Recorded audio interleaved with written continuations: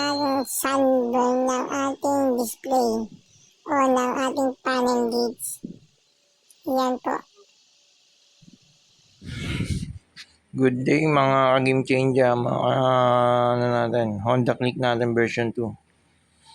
May issue yung sa panel natin. Tinatawag na sunburn. Ngayon, gagawin natin siya ngayon. Papalitan natin siya ng film sa likod. Hindi, marami akong babaklasin dito sa motor ko. Side mirror. Tsaka yung dito. Ganyan. Baklasin muna natin. Ano lang naman yan. Tsaka yung ito. Tornilyo rito. Dito sa kabila. Tapos meron yan. Dito sa ilalim. Tapos babaklasin to. Yan. Unti-unti natin. Baklasin na natin. Okay, natanggal na natin yun dito. Ngayon, ang tatanggalin naman natin is yung screw dito. Dalawa. Para matanggal natin to. Tatanggalin natin yung batok eh. Yan lang naman. Ito tanggal. Okay. Maliban pala dyan. Meron pa pala dito yan ha. Yan. May screw pa yan dito. Sa kabila. Yan ha. Tanggalin nyo rin yan dyan. Yan. Tanggal na siya. Ayan yung isang screw. Dito. Tapos. Yan. Tsaka yan. Apat. Ngayon pagkatatanggalin nyo yan dito. Medyo iababa nyo ito ng ganito para matanggal nyo yan dyan. Okay? So, tatanggalin na natin itong screw na ito para matanggal yung batok. Ito, tsaka yung nasa baba. Okay? Okay, bago mo matanggal yung batok, may tornilyo nakatago yan isa dito. Ayan o. Screw pala yan. Tatanggal mo. Tapos ito naman, para matanggal mo ito, may clip yan ito. May clip yan. So ito nakasabit lang to. Tapos yung isa. Okay, tanggalin lang natin. Mamaya pakita ko sa inyo clip. Tanggalin ko lang. Ito yung clip na sinasabi ko. Yan, nakikita nyo yung ito. Yan, pipisilin nyo lang yan para mahugot nyo dito. Okay, kasi ito nakasabit lang to. Ay, nakabalot lang yan dito. Tinanggal ko. Tsaka tong isa. Yung flasher relay niya eh. Yan, kung hindi ako nagkakamali. Okay, tanggal na natin siya. Ayan, kitang kita yung sunburn. Medyo lilinisan na lang natin ito mamaya. Doon natin operahan to sa loob para medyo maganda. Okay. Ito na yung panel natin dun sa Honda Click natin. Tandaan nyo yung dito ha. Baka mapagbaliktad nyo kasi pagtatanggalin natin. Select, tsaka set. Pupunasan muna natin bago natin baklasin. Tapos ano na natin ng tubig. Tapos may naka-ready na tayo na film. Ito yung inverted. Yung nasa ibabaw inverted. Ang sulat nito is itim. Yung background is puti. Yung isa naman is blue yung background tapos yung sulat niya puti. Ganyan. Mamaya maano nyo. Tuturo ko sa inyo kung paano yung pagtamang pagkabit tsaka yung kung anong side ba dapat. Kasi pag bumili kayo nito, hindi niyo alam kung anong side eh. Yan. Kung ito ba yung nakadikit sa LCD o ito ganyan. Familiar sa atin to kasi noong time ng DCT3 yung sa mga 33, 1032 nag-i-invert kami ng LCD niyan. Yung sulat ginagawa namin puti. Di ba yung sa mga DCT3 yung mga black and white natin itim yung sulat. Yung ginagawa namin puti yan noon. Ito pwede rin natin palitan ng backlight. Sa Honda mas madaling magpalit ng film sa likod o kaya pag nagkaroon ng issue yung sa may LCD niya kasi hindi nakahinang to. Ang Yamaha tsaka yung Ruser, tama ba? Yan, nakahinang yan. Kaya talaga mamanuhin mo, gagamitan mo siya ng pump. Dito, pag magbabaklas ka, yung iba ginagawa, inuuna yung harapan. Sa akin naman, ang inuuna ko is itong likod. Tanggalin mo muna yung tornilyo na yan, no? Ay, screw 1, 2, 3, 4, 4. Tapos ihuli mo na to. Ngayon, naglalagay ako ng seal niyan. Ang gamit kong panglagay ng seal itong Beta Gray. Sisilan natin mamaya. Pakita ko sa inyo mamaya kung saan yung seal.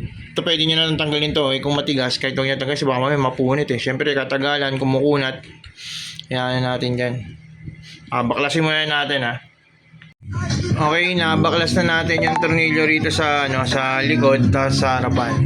Ayan. Ngayon, tanggalin nyo na to. Angat nyo lang naman to Dahan-dahan nyo lang. Ayan. Shoutout nga pala sa Ghetto Dogs yung audio na yun, hindi sa atin yan. Habang gumagawa tayo is may pinakinggan lang tayo. Yan, aangat lang yan. Pag nangat nyo na yan, okay na. Mamaya, isprayan natin. I-sprayan ko ng contact cleaner to para Kasi angat nyo lang to. Ayan. Ito na siya. Yan. Ito, linisan natin mamaya to. Ito yung stick na sinasabi ko.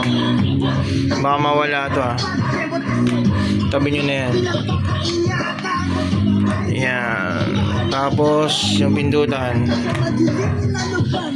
Select dito Select. Tapos set. Lagay natin yan. Tapos, yung parang carbon, tanggalin natin to. Dahan-dahan lang. Ayan. Ito, babad muna natin sa tubig to na may sabon para malinisan. Okay? Okay, ganito. Ang pagbaklas nito, nakikita nyo tong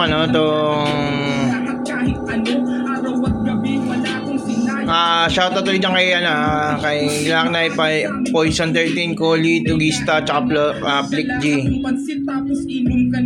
Gregor.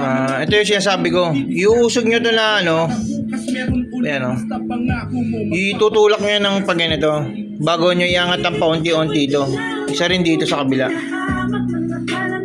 para matanggal natin yung board sa LCD. Ito yung pin ng ng LCD. Yan, kung nakikita nyo yan, hindi siya nakahinang. Hindi kagaya sa Yamaha nakahinang. Kaya ingatan nyo rin yan. Hanggat maaari, huwag nyong mahawakan tong mga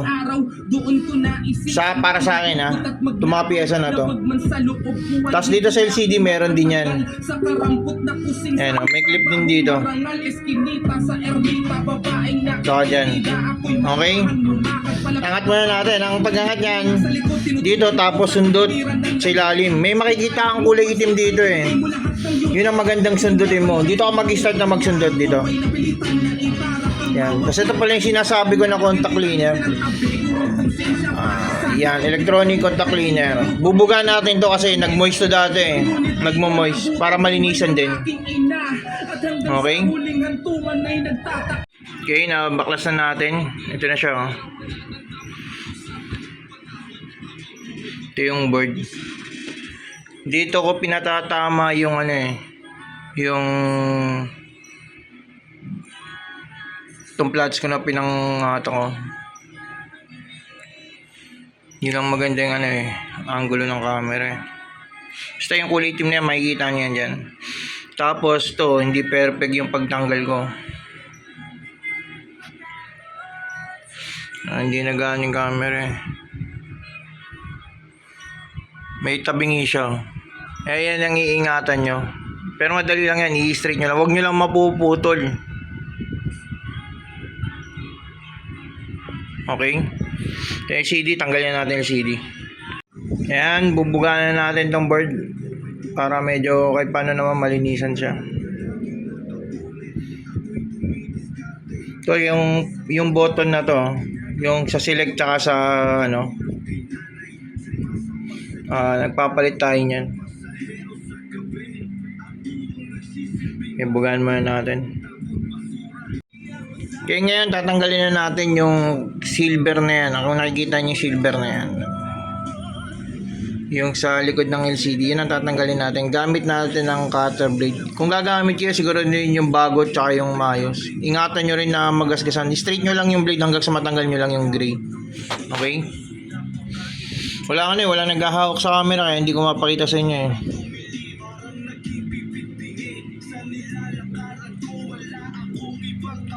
Okay? Ayan siya pagka natanggal. May maiwan na malit na ano yun, parang adhesive, tanggalin nyo. Ingatan nyo na mababagsak tong LCD ah. Dahan-dahanin nyo lang yung pagtanggal, huwag nyo panggigilan. Okay? Ayan na siya. Na makapansin nyo yung ito, yung sa may taas, ano, may naiwan na double adhesive. Linisan nyo lang ng ano yan, ng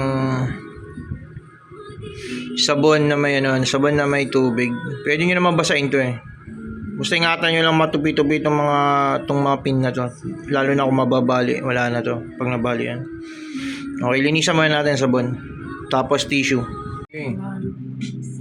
Okay, ganito naman yan. Pag nakabili kayo ng ganito, hindi nyo malalaman kung paano kabit, kung pag ganito ba siya, pag ganyan ba siya o pag ganyan. Para malaman nyo, ito yung LCD, ganun nyo. Yan, dapat dumilim. Kasi kapag baliktad yan, hindi didilim yan. Di ba? Iba to yung ganito. Yan, ganyan ang pagkabit yan. Okay? Okay, ang gagamitin natin is yung inverted. Ang inverted, ang sulat niya is itim, tapos puti ang background. Parang sa calculator, kung mag-i-calculator kayo gano'n.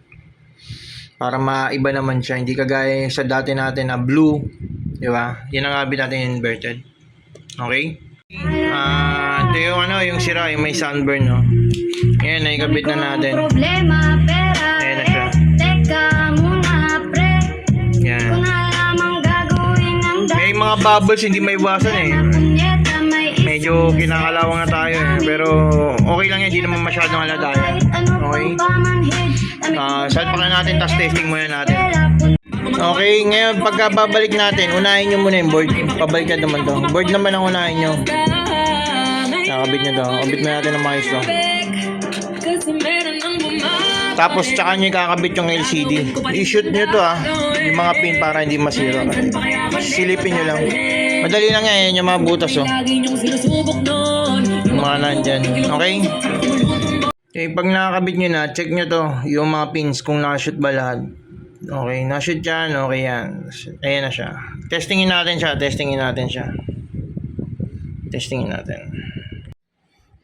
Okay, ito na siya. Testingin natin. Nakabit na natin.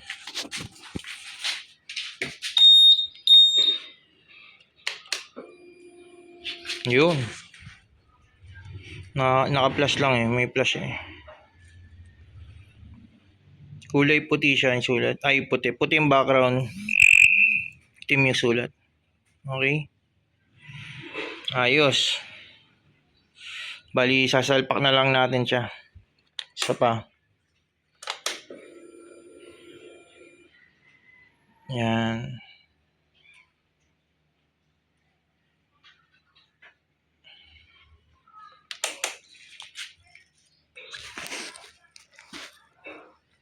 Okay, nakakabit na natin lahat. Ang gagawin naman natin ngayon is magsisil tayo. Pagka nagsisil ako, nilalagyan ko yun dito. Paligid niyan. Ganon din sa kabila, paligid. Tapos, ilalagay mo to. Lagyan mo to. Lagyan din yun dito. Bawat gilid niya. Pagkatapos yung ito na. Para masil talaga siya. Tsaka masaya ko close. Yan, ganun lang. Okay. Lagyan na natin ha. Ayan. Ina-assemble na natin. Binabalikan natin. Testing ulit natin.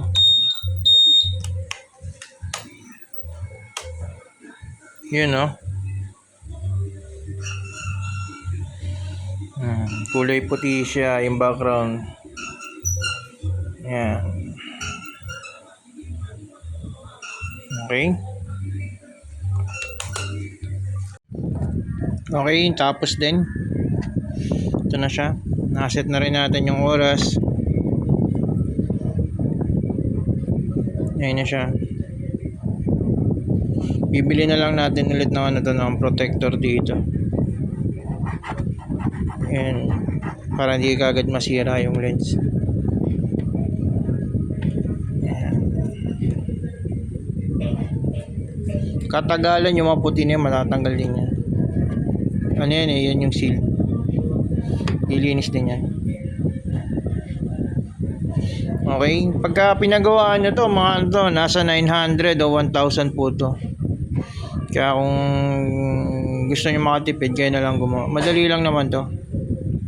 Sundan nyo lang itong mga video. Marami na rin mga video lumabas na sa Facebook natin. Okay? Salamat ha.